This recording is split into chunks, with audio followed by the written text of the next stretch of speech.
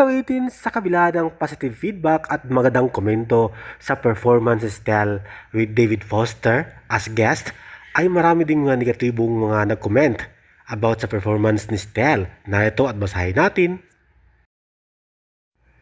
Ito nga, sabi niya, hindi bagay kay Stel ang kanta, bagay kay Charis, bagay sa babae.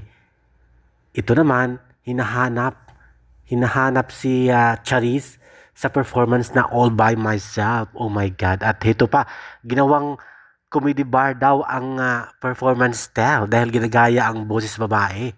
O di ba? Hinahanap si Charis, hindi makontento. Yan ang negatibong komento ng mga basher o haters ni Stel.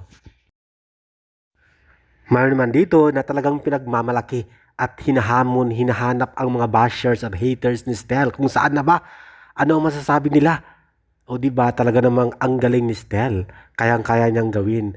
Very talented, sumayaw, bumirit ng high notes, pambabae man o panlalaki, kayang-kaya niya, very talented but still humble. Nanatiling down to earth si Stel at ang mga bashers, tiklop, saan na ba ang mga bashers at haters ngayon?